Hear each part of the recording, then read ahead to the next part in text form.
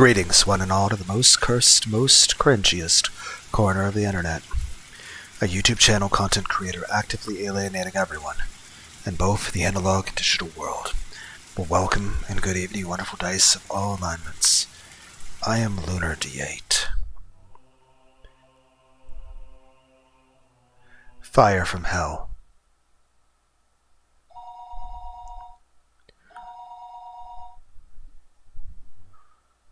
Hello?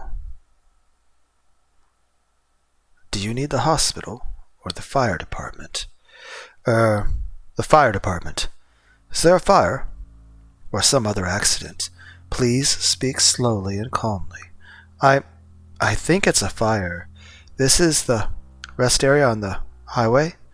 I can see a ton of fire and smoke coming up from the mountains behind us. Nobody goes back there, so I don't know why anything got lit on fire. Anyway, I figured I should let you know. It could turn into a forest fire. I understand.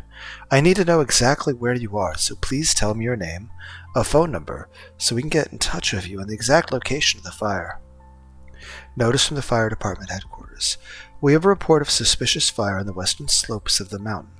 Given its distance from the road, it could be a couple's bonfire, or someone unlawfully burning trash. The location is deep in the woods. No homes in the area, but the fire could spread. Immediately go to the site to verify. Is this the fire station? This is the District Fire Department branch. We arrived in the mountains moments ago at the reported area. Fire confirmed to be a burning oil drum left in the mountains. The fire is calming, and there is no chance it will spread. And, well, in the oil drum, I think it might be a person. Like a person burned with kerosene or something. Well, I think maybe we should get the police over here. There's no mistaking it. This is the person. Eek!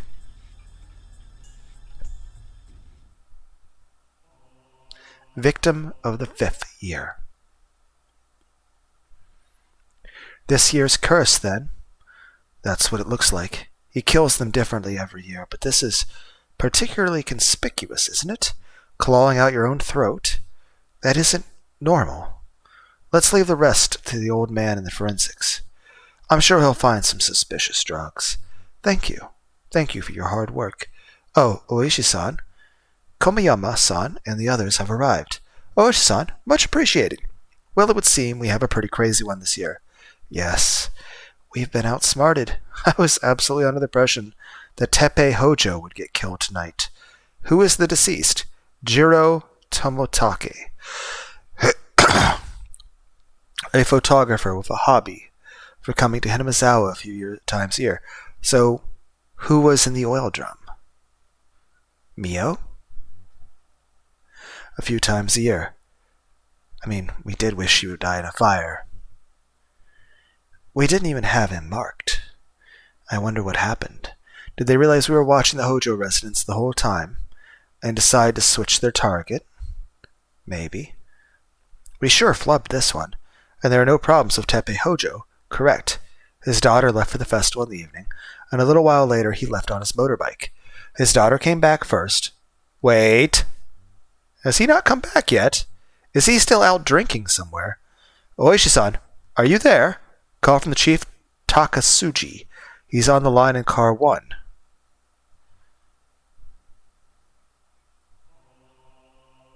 So we at least already have 2 people that are confirmed dead that are not the person I hit.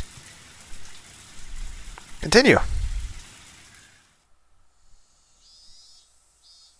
At first I thought it was a dream. I was staring at this strange sheet, not really understanding what it was. That was all. I didn't go after it, nor did I ridicule it. The fact was that the boring view was the ceiling of my own room. But I didn't realize that for a fairly long time. Yes, I thought I had been dreaming, but I'd actually been staring at the ceiling the whole time. Lethargy, induced by the voices of the cicadas. Even after I realized I was awake, I couldn't draw forth the energy to sit up. Everything I could see, everything I could hear, everything was like a television broadcast that had already ended. It was hot, so hot I could choke on the heat. My back was moist with night sweats, and it felt gross. Unable to endure it any longer, I tossed in my futon, and finally blood started coursing through my brain. I lazily recalled the long day I had yesterday. The reality as I lay here, listening to the voices of the cicadas, and yesterday so different from it. In order to kill Sato's uncle, I had rehearsed, formulated a plan, and dug a hole. It was very hot, and I was tired, wasn't I? When evening came, I went to school and called him out on the phone. I panicked for a moment when he asked where the police station was, but it worked out, and then I awaited him and swooped down. I couldn't remember any more what sort of emotions I'd let control my body. In any case, it didn't go smoothly, but I did it. It was very hard to dig the hole for the body. That feel of the rain pelting down on me, I don't think I'll ever forget it. The rain, the mud, and the sprays of blood. The sensation of floundering in a swamp. When I met Takano-san on the way home, that wasn't good no matter how I interpreted it. It was the most misfortunate and uncalculated thing that had happened that night. Everything would have been perfect if only I hadn't encountered her. I was just riding my bike with my shovel in one hand, through the downpour utterly soaked. There was no way someone could surmise I was a murderer, burying a body, just from that information. Now to think calmly napping under the morning sun. That's what I thought. Still, the more I think about Takano-san's eyes, it seemed like she understood. Takano-san, she knew that I'd killed someone, buried them, and that I'd been on my way home. Exhausted. Takano-san wouldn't gain anything from selling me out to the police, but that didn't mean I could feel at ease. I should have killed her. I'd crossed such a bridge to get my tranquil life back, and I'd finally achieved it as a result. But now, for the rest of my life, for all my tranquil days starting today, I'd have to live in fear they could suddenly end. I may have twisted my ankle, dulled from total exhaustion. The fact that I couldn't make the snap judgment I needed to. I regretted it more and more as time went on. You didn't have a choice, Keiichi Mabura. You didn't have a choice at the time. You were tired. You were a mess. Even if you had made the decision, you might not have been able to kill her. Even she might have just beaten you instead. In that sense, parting ways uneventfully could have been the safer and best option. No matter how sharp Takano-san's intuition was, she had no proof. Her suspecting me didn't amount to evidence by itself.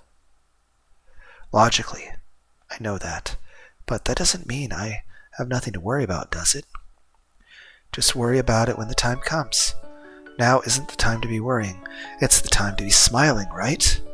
We have to live life to the fullest, to make it up for Satoshi. You accomplished so much just to gain a new life starting today, didn't you? And you should be happy at this new morning. If remembering the past is too hard for you, then just consider everything up to yesterday as having never happened. You said so yourself. You'd bury it all like it never happened. Well, your wish came true. Everything before yesterday never happened. So be happy, Keiichi Mabura. Yay! I stuck up my hands lazily. It felt a little silly for me to be the one doing it. I heaved a sigh from deep in my belly. That sigh got my lungs moving. It felt like I hadn't been breathing until just now. It wasn't enough to admonish myself over. All the dice that could be thrown already had been. All the numbers that turned up weren't bad at all. If I lost with those numbers, then I'd just have to give up, I guess. I grabbed the chest of my pajamas and flapped it back and forth. Cool air flowed over my sweating body. Okay, nothing before yesterday happened. Nothing. Nothing at all. I'd forget it all. Yesterday was all a dream. What time was it? About midday? Getting myself up and going to school this late seemed kind of absurd. But I needed to go. I felt like going to school would be the first step into my peaceful new life. I didn't care how late it was. I would go. I'd go to school right now and get back to the life I had retaken as soon as I could. My lazy body immediately became lighter at the thought. I rolled up out of the futon, bounced onto my knees, and then leaped upright. What about her ankle? Nice. Stuck the landing. I stuck out my chest of pride at my gymnast-like pose, then took a deep breath of fresh air. The brisk morning air had been gone for a while, replaced with the crisp air of summer. Downstairs, I got a stern talking to by my mother. "Where were you last night? When did you get back? You need to tell me when you won't be home for dinner." Things like that. But considering the importance of what I had accomplished yesterday, a little scolding was no problem. In fact, it even felt like the sort of thing that would happen in such a peaceful life. I listened with an irresponsible smile and stepped out into the sun high overhead after giving my mom a hug. It was around the time lunch break would be ending. Everyone would probably be worrying about me. I didn't go to the festival and now I wasn't at school. Well, maybe they weren't too worried about it, since they would have gotten a small piece of news, but a happy one from Satoko today.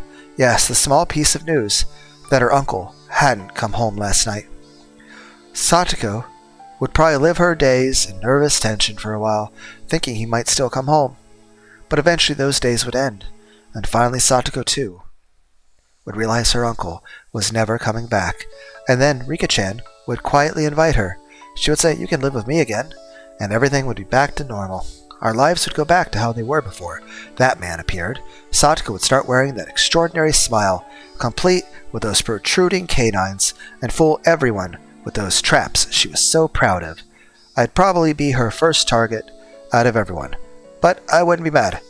Heck, we were lucky that we didn't accidentally fall somewhere in the woods looking for that hole to dig. Like, imagine, like, when we were trying to find that hole to dig initially before we dug the second hole. Like, before we even dug that first hole to, originally bury Teppei in.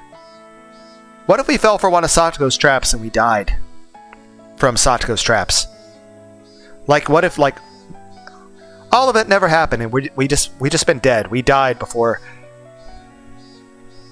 Or what if in our rush to get to the forest to catch Teppei, what if we, like, accidentally fell into one of Satoko's traps and died? But that would mean we never even ran into Takano, and if we did, we were already a ghost. In fact, I might actually shed tears of joy at the return of something so normal. Satoko should gradually grow back into that meddlesome personality of hers. I mean, my lack of useful life skills was already completely exposed. I wondered if I'd ever be a match for Satoko, but that would be such a pleasant thing to see too. And with such warm, fuzzy predictions, I didn't feel bad for going to school so late. In fact, I wanted to run there now, to get there as soon as I could. Instead, I decided to savor the peacefulness of just going to school like normal, without running. The world I had obtained for myself, that gave me joy just by walking like this. Yes, the world beginning on this very day was something I had won. Without that monumental feat yesterday, I would never have been able to come to school so cheerfully today. The school gate came into sight. Just then I heard the principal ring the bell to mark the end of lunch break. It was a clear, refreshing sound. I stopped despite myself and let myself take it in. Tap. I had suddenly stopped. So there was an extra footstep. Hello? With the noise, the blessedness I was feeling throughout my whole body withdrew into any pore I could find. And as if to replace it, I felt like hundreds of hairy caterpillars were climbing up my feet. I turned back, but of course, nobody was there. A single footstep could have easily been my imagination, but the footstep felt so ominous. That extra footstep I had heard after seeing Takano-san off last night. With everything that had happened on that insane night, I didn't mind something like that happening once. It had been a hell of a night after all. In fact, having just one hallucination was pretty fortunate. But those footsteps should have ended with yesterday. So if I heard them again today, there was really only one thing it could have meant. Last night still wasn't over. It was still going on. Still. That insane night forever? That step I heard, just the one extra footstep, was quietly ridiculing the nonsensical notion that the world starting today was completely different from the one that ended yesterday. Just that one extra footstep was quietly coming closer every time. My classmates playing in the schoolyard all vanished inside, like the tide going out. When I approached the school, it felt like that warm, fuzzy scene that ended, and it didn't feel good. At the entrance, I took a quick look in everyone's shoeboxes. Satoko Hojo. She was here. Mion was here too, and Rena, of course. Even Rika-chan was here. Tomita-kun and Okumura-kun were here. In fact, I didn't see any missing classmates. If there were shoes missing, they would have to be my own. I took my shoes off and stuck them in, and then took out some slippers. There wasn't a single pair left in the shoe boxes anymore. With that, they returned to their rightful state. But as I stepped onto the wooden floor, I noticed there was just one pair of slippers left. Huh? Whose? Satoshi Hojo. Satoshi, who had never been to school since disappearing last year. Until now, we had committed the exact same act of violence. But I guess in the very end, it went differently. You couldn't make it to school, but here I am. I didn't repeat the same mistake you made. I wasn't about to let myself feel superior about that. In fact, I felt an odd sense of familiarity with him. A misfortunate bond with someone I never met, due to following the same fate. I headed down the hallway, towards the usual classroom. It felt like it had been a whole year since coming here. Hey, did you forget Keiichi Mabura? Satoshi Hojo didn't really disappear on the night of the Tatarigoroshi, did he? Satoshi Hojo disappeared a few days later. On Sato's birthday, if I was right. I didn't know what day it was, but I couldn't say for sure I had avoided Satoshi's failure. Unless I remained here past that day, I was still living in that night of insanity. The teacher still hadn't come to the classroom. The other door clattered open, the one the teacher wouldn't use. So everyone turned at once to see who had arrived. Everyone looked pretty vacant. Suppose I'll greet them? Good morning, ladies and gentlemen. I do thank you for coming all the way out here today. Silence. When I started to think I'd fallen flat, someone finally started laughing for me. Ah ha ha ha. Good morning, Kei-chan. You're pretty energetic today. It's probably from the extra sleep I got. Yeah, energetic.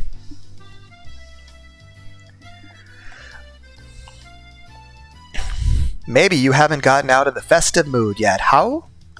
Hearing Mion and Rena's cheerful voices made me realize how dumb those dark feelings I'd been having at the entrance really were. Hey now, festive mood, I wasn't at the festival at all, remember? Before I could say that, Rika-chan smiled at me. Kiichi, did you make sure to watch my dance? Yep, he saw it just fine. Didn't you see how big an applause he gave you? And he ignored it when that blockhead Shion came up and made a pass at him. Okay, now I know it didn't happen. You guys are just making this shit up to cover for me. Because Shion wouldn't do that. Yeah. Unless it was to tease Mion, of course. Ah ha ha ha. Take that, Shion. Wow, that felt good. Mion starts laughing at the memory as she slaps me a few times on the back. So, how did that target practice contest turn out in the end? Tomita-kun was facing me and talking. There was nobody behind me. That meant he was talking to me. Tomatake turned up dead last. Okay, Rika? I know you've been going through 1,000 time loops of 1,000 years of... tens of thousands of loops. But... were you making a joke that I'm aimed at the player? Everyone had a good time with his punishment game. That's from the first... Wait, you guys are referencing the first game. This is... We're referencing game 1. We're in game 3. We're talking about different timelines now. Weren't you supposed to be the one in last place, Rika-chan? It was such a turnaround when you pulled off getting the chewing gum. I should have expected that from a member of my club. Yeah, I remember that too. But these are the events from game 1, where we were there for the whole festival. And we're even able to applaud Rika-chan. The second festival, we went around the stalls a little bit, ate some food, and then we snuck off with Shion.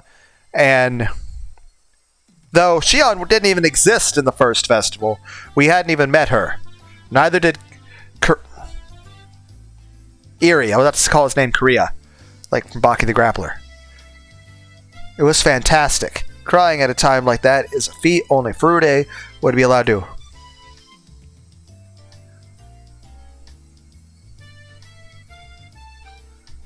Okay. I would say maybe my friends are all just covering for me if they somehow figured it out. But even the younger classmates, I mean, and they sound way too sincere, said Okamura-kun, breathing heavily from his nose. In my direction. Everyone laughed. If anyone but Rika-chan had done it, it would have been against the rules. Rika-chan gave one of her "Ipa" smiles as she listened to it. In my direction. Ranitu turned to me. No, turned towards me. And then with a somewhat embarrassed smile, she whispered to me so only I could hear. But really, thanks. Keiichi-kun. For what? That giant stuffed animal. That's game 2! You guys are talking about multiple timelines. In the timeline that none of... Like... And even then, there's parts of one timeline that shouldn't even exist, and stuff that's... I was really happy. It's nice and safe right at my bedside, and I made sure to give it a goodnight kiss before bed, too. How... The class laughed at that, cheering and jeering. This whole time. The conversation had been a little bit off. I wasn't quite getting it. What's this? About a stuffed animal? What's this? Come on, we all worked really hard at the festival yesterday to get it down, remember? Teamwork! The gigantic stuffed animal. Yeah, we're mainly referencing Game 1. Onakakushi. Game 2 is Watanagashi, and we're in Game 3, Tatarigoroshi. Out of 10 games. The gigantic stuffed animal, Rena seemed to be taken aback, but when she answered, she did so with a smile. She did with a smile. We were having a hard time knocking it over, so we tried aiming at the forehead and rapid-fire shooting and stuff. And then, Keiichi-kun, you got a whole bunch of guns ready beforehand and shot them all. It was so cool. How... Wait. Who was this? All the people in the neighborhood associating, including the chairman, were praising you so much at the party afterwards. Okay.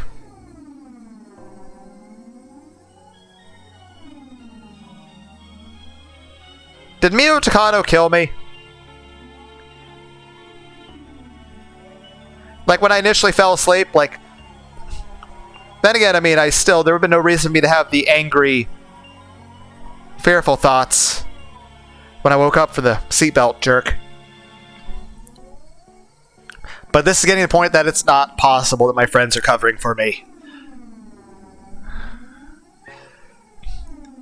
One of them said he'd fallen in love with your way of words. Zao Kimiyoshi, the chairman of the Children's Committee, I think. Isn't he also the mayor? He said he wanted to entrust you with a few of the stalls of the next festival. Chair of the refreshment booths. He's on the festival executive committee. Mabura-san is great at making things sound good, isn't he? Yep, whenever he talks about something, it seems a lot better than it actually is. Ha ha ha, you can't say it, ha ha ha. Keiichi-kun, you'd be a great salesman. If you did a bargain sale on a banana or something, I bet it would go great. What have you been talking about? I mean, I didn't go to the festival in the first place. I swallowed those words. I didn't know exactly why, but in Hinamizawa, this is what had happened. Yesterday, during the Watanagashi festival, Keiichi Mabura had appeared, and he had romped about with all the usual members of his club. He made a big scene at a few of the stalls, snatched a few sticks of takoyaki, and okonomiyaki. I don't know what this is. It is Glee, rating each of them as delicious or terrible, and together. Okay, that's game 2. That's timeline 2 that we've seen in the. Again, I don't expect 07 expansion, the writers of Higurashi, to write a game for 1,000 different timelines. If they did, I'd be playing them for eternity. With tons of breaks in between, though, mind you. They'd be seeing gigantic stuff and all the target practicing, and everyone after it. And then I got a whole bunch of cork guns, the firing them away in rapid succession, throwing each one away after using it.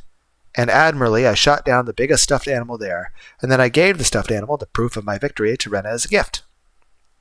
Then our fun came to a close, and we had to go see Rika-chan's offertory dance. There was a ton of people squeezed in there, and we all got separated, but each managed to get into a good position to cheer Rika-chan on from. Then in the middle, when Shion came up and asked me to hang out with her, instead of watching the dedication, I remember her coming up, okay. Yeah, in the game too, Shion came up, asked me to, and, well, I didn't know that. I thought we were just sneaking off somewhere in the woods to, and then after that we went to the shrine with Mio and Jiro, and then we all got murdered.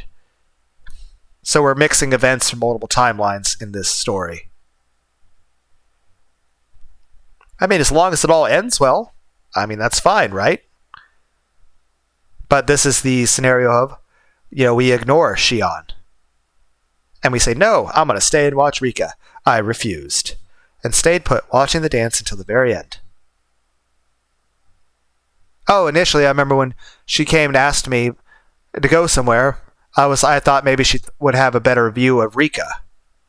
But this time we just refused. But who? Who was that? Well, everyone's been saying it, haven't they? Keiichi Mabura. I had an urge to yell in my anger at my classmates having so much fun talking about the festival yesterday with Keiichi Mabura. What the hell are you guys even talking about? Far stronger than that feeling, though, was the sheer uncanny nature of this reality that I couldn't understand. Keiichi Mabura, who wasn't me, was in Hinamizawa yesterday, as I threw away my humanity, turned into a demon, and was busy beating Satoko's uncle to death. I was having a great time at the festival last night? What the hell? I had to suffer through so much, desperately holding back tears, getting so worn out in that downpour, digging holes, chasing, beating, killing, dragging and burying. Who was this Keiichi Mabura, who had ignored me so and spent such a fun, carefree time at the festival, damn it? Who the hell stood in for me? As I put my life on the line, working so hard to achieve this treasure-like everyday life. If there was another Keiichi Mabura besides me, then what was I? On the night of Tatarigoroshi, where one died and one disappeared in accordance with Oishiro-sama's curse, there was only one demon. There was only a demon who had killed someone. Dumbfounded as I succumbed to a horrifying possibility, I looked around at my classmates to make sure there was nobody extra I didn't recognize among them. To make sure I wasn't among them. It was a horrifying thought to look around and see another me. That the real Keiichi Mabura hadn't overslept and had come to school on time, and that I, who was no longer Keiichi Mabura, had just waltzed in here. But no matter how much I checked, the only people here were ones I knew. We have not heard from Satoko once so far. The man I met every time I looked in a bathroom mirror was not here. Hey, Teach. Okay, everyone. Time to start afternoon classes. Please take your seats. President, please lead the class. The teacher entered and everyone hurried back to their seats. Upon finding me, who was so stupidly late, she gave me a stern talking to, but I wasn't listening to it. Wasn't our old life supposed to start today? Something wasn't right. It was just strange. I was supposed to go back to my old fun life after yesterday. I had set foot in an incomparably mysterious world that was completely different from both my old life and my recent one. Yes, this was without a doubt a different world than the one I'd been living in until now. There was no way such an absurd thing could be possible. But, unless it was true, I couldn't explain anything that had just happened. In this classroom I was surrounded by so many faces I knew, and yet I felt isolated.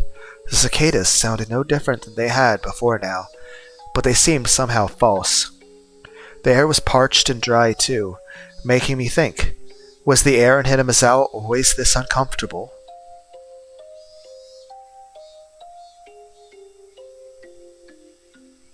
Hey, Rena? What is it? We're in class about the festival yesterday, about When do you say I got there? Huh? To be honest, I was pretty excited afterwards and gobbled down some cans of beer. I mean, it's kind of embarrassing, but I don't quite remember some things, did I? For random babbling, it wasn't a bad excuse. Keiichi, and you said you couldn't come first, didn't you? You called Michan's house about it, right? That matched. I called Mion and told her to take Satoko at my place, since I wouldn't be able to meet up with them due to things I had to do. We all decided while we were setting up for the festival that we'd invite Satoko-chan.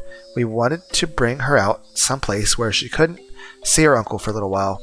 That was the same, too. Mion said that when I called her, that everyone had already decided to invite her. And then we all went, Me-chan, and Rika-chan and Satoko-chan's house and brought her out. Satoko-chan's uncle seems like a really mean person. That part didn't matter. What I was trying to ask was, when did I meet up with you? How could you forget that? Keiichi-kun, I think you shouldn't be drinking until you're an adult. Whatever. When did I meet up with you? At my sudden threatening demand, Rena was at a loss for words. Oops, I shouldn't have rushed that. I told her I was sorry. It was at the shrine grounds. It was unexpected. You were talking to Rika-chan, weren't you? Yep. You were having a fun talk with Rika-chan in her shrine maiden outfit, and then Rena came up and said, "How I'm taking you home." I was talking to Rika-chan. And I asked Kei-chan, "Didn't you have something to do today?" And then you pounded your chest and said it yourself, that letting loose at a festival is more important than some silly errand. I mean, that is how I would cover for that. I didn't say that. I never said anything like that. I never even went to the shrine grounds yesterday to begin with. I never had time to stop by a place like that. I went to dig the hole. As soon as I woke up, I spent all day playing Minecraft. I had a pretty hard time doing it. It was on hardcore mode. After that, I snuck into the school and made a call. There were mods and everything. I called him out and lay in wait, and then it started raining really hard. That kind of downpour, the festival should have come to a halt. In other words, it ended then. From the time the festival started to when it ended. It would have been impossible for me to have swung by the shrine grounds. I was already there when Mion and the others dragged Satoko out to bring her to the shrine, and I was talking to Rika-chan. Then, where would Rika-chan say we met? The teacher went out to wash her hands, so I ran over to Rika-chan's desk and asked her directly. With you? Yeah. We were talking to each other before Mion and the others got there, right? When did we see each other? When and where? I don't know what you're trying to ask. I drank so much beer I lost some of my memory. I don't remember a thing. Heh. It looked like Rika-chan bought into my babbling. She is also 1,000 years old. I mean, I don't know if it technically counts. She's not aging. But I mean, she's technically over 1,000 years old. Though I don't know if it counts as aging, if it's just time looping the same series of weeks and months, tens of thousands, if not hundreds of thousands of times.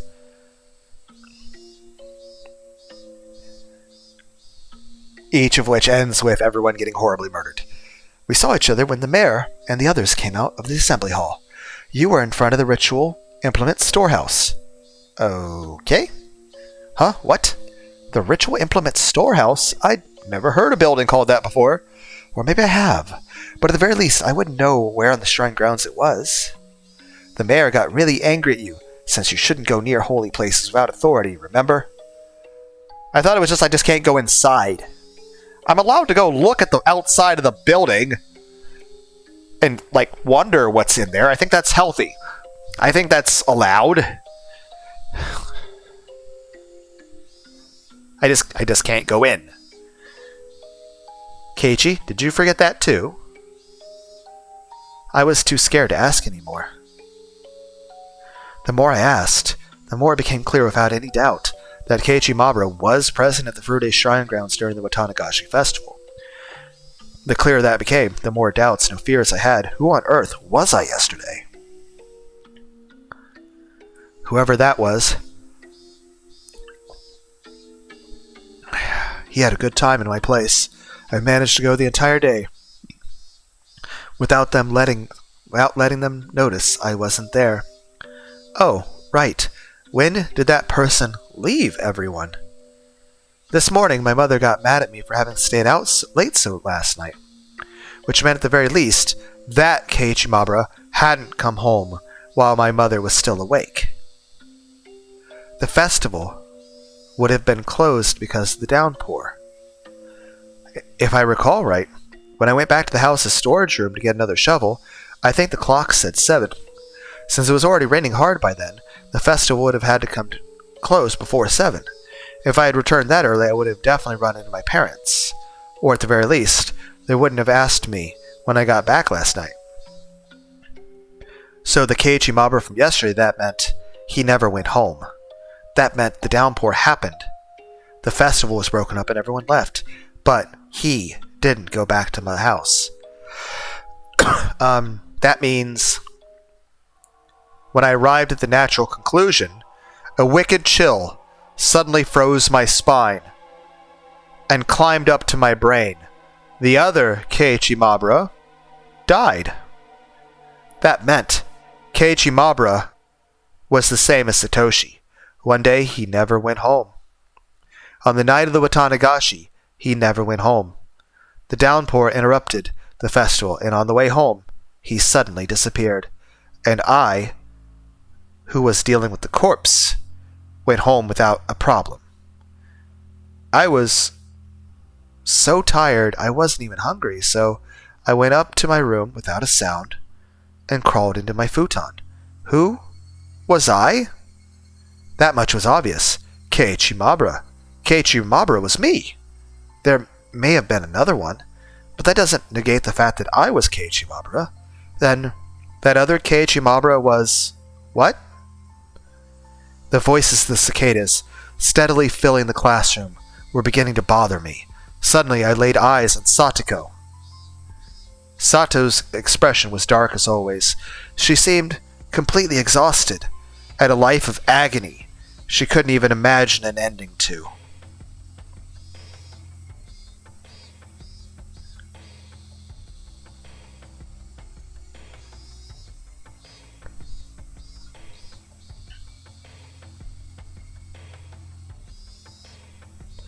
What had last night been like for Satoko?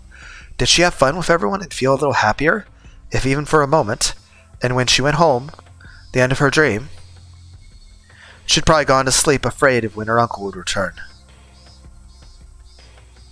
And then, this morning, her uncle hadn't come home. And then she went to school. Right now she must have been still trapped by the rotten idea from which she couldn't be saved, that her uncle would need her when she got back. But you can rest easy, Satoko. Your uncle won't ever be coming back. I couldn't tell her it was because I'd killed him. When Satoko realized on her own that her uncle would never return, then that would truly be the end of the long, insane night. That's right. I didn't do anything wrong. I did the best possible thing I could have, as Satoko's Nini. Not an atom in my body regretted it. And look, calm down and think, Keiichimabara. From a certain point of view, isn't it convenient there was another Keiichimabara? I buried the corpse perfectly. A beginning wouldn't happen.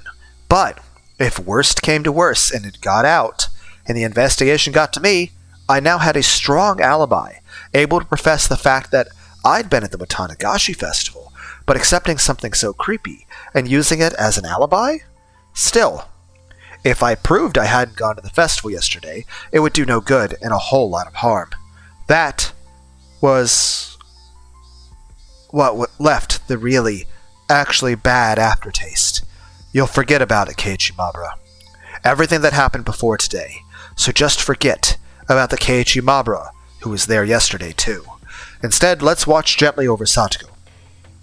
For the day, her smile returns, and the day that would mark the end of that insane, all too long night. That's all for today, class. Please go straight back to your homes, everyone. President, if you would. Everybody, stand up. At attention. Bow. Goodbye. I thought about many things, and saw my thoughts dispersed by many other things. I didn't know whether or not the time had been spent worrying or daydreaming, but either way it came to an end, along with the class. Cheerfully, our classmates got the things, and ran for the hallway. Mion, Rena, and Rika-chan were packing up as well. What about Satoko? This whole day she seemed deflated. Well, her uncle may not have returned last night, but she wouldn't have known he'd never return. How much I wanted to express that fact to her. Satoko packed up her pencil box and a math workbook messily, and after a dark glance at the clock, heaved a sigh, then went to leave the classroom. Then, suddenly, somebody placed a hand on her shoulder and stopped her. What is it? I watered the plants like I was supposed to, and got all the printouts done. Her words possessed by a persecution complex hurt. I spoke loudly so everybody could hear. Hey, everyone! Why don't we have club today? It's been a while. Satoko always had to tend to her uncle, so club has been on hiatus. In our minds, our club was proof of a calm, peaceful life, so enjoying being together, I wanted to make Satoko realize her days of darkness were over.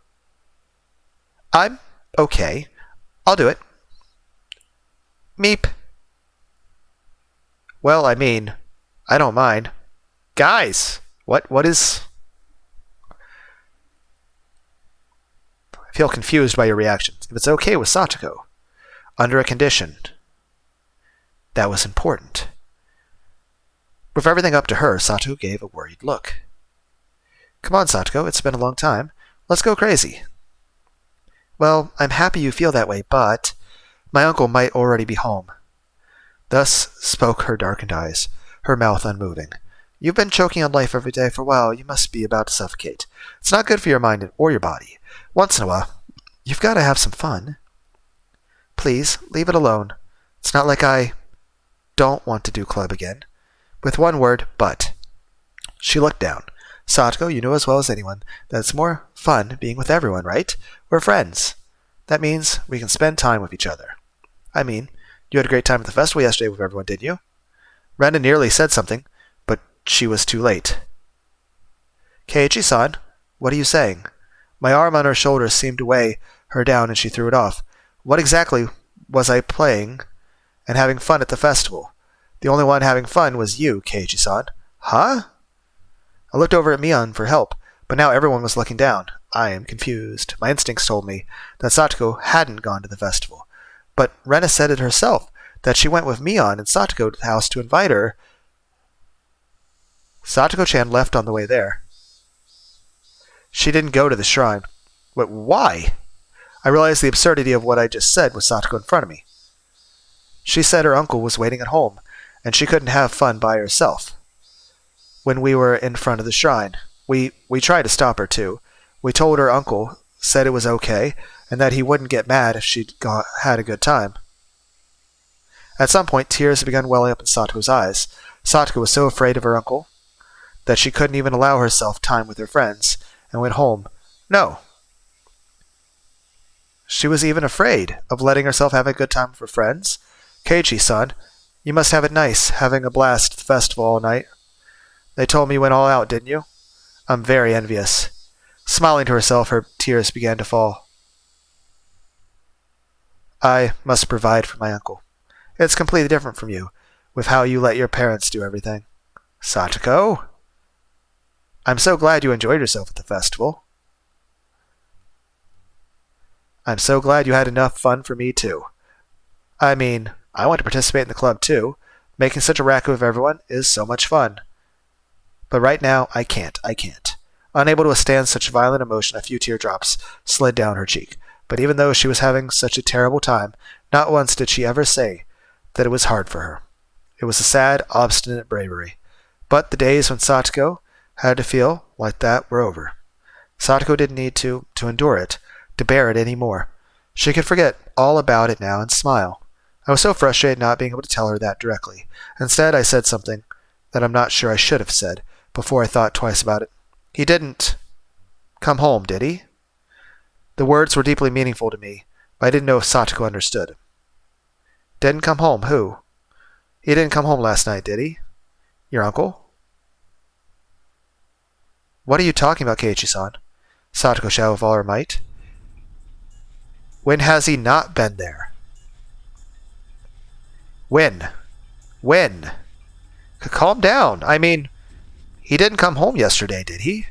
I don't understand what you're trying to say, Keiichi-san. Satoko, what are you talking about? I mean, that man, I killed him. I killed him yesterday. I killed him for sure. And I buried him. Buried him whole. He could never have returned to his house. Even yesterday he was torturing me so much. He yelled at me. He shouted at me. He found fault with everything I did. He threw the dinner I made him on the floor. He dumped his bowl of miso soup on me too. It was hot. It was messy. And I cleaned all of it up. I cleaned all of it. What?